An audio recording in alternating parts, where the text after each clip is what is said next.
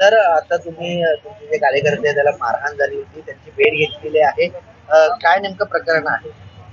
नाही, तिला फसवून एका ठिकाणी बोलवण्यात आलं, तिला तलवारीने मारण्यात आलं, तिच्या पायाचं पूर्ण मांस निघालंय आणि ती जर त्या म्हातारीच्या घरात घुसली नसती तर तिची तिथे हत्याच झाली असती.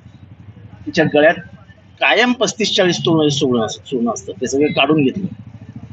तिची पूर्ण पाठ काठ्यांनी मारून सोलून टाकली. तिच्या हातावरती हमले झाले म्हणजे तिला मारण्याच्याच हेतूने ते आले होते. काही वर्षापूर्वी तिच्या नवऱ्यालाही असंच मारलं होतं आणि तिचा नवरा लंगडा झालाय आणि मारणारा माणूस हाच होता, सूरज यादव.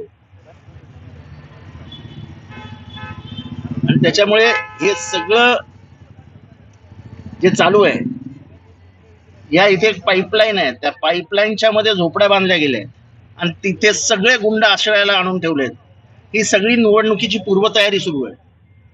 हे मी 10 वेळा सांगतोय. मी फॉरेस्टच्या अधिकाऱ्यांनाही 10 वेळा सांगितलं की ही सगळी निवडणुकीची पूर्वतयारी आहे. दहशतीने मतं मिळत नसतात. इथे 15 वर्ष मी निवडणूक लढवतोय. मी कुठल्या गरीबाला एकदाही बोलून दम दिलेला नाही. मी कोणाशी असा रागाने बोलतच नाही. पण ही जी काही पद्धत आहे असं कार्यकर्त्यांना धमकवण्याची, ही नवीन पद्धत या एरियात सुरू झाली आहे. त्याचं प्रत्युत्तर आम्ही देऊ, पण आम्हाला हिंसा ही आम्हाला मान्य नाही. पोलिसांनी लवकरात लवकर सूरज यादवला 354 पण आहे, तिच्या पूर्ण कपडे हे झाले, तुम्ही रक्त बघितलं तिच्या पायावर पडलेलं, तिच्या पायाला आलेली सूज बघितली. एका स्त्रीला इतक्या वाईट पद्धतीने मारणं एका मर्दाचं काम नाही आहे.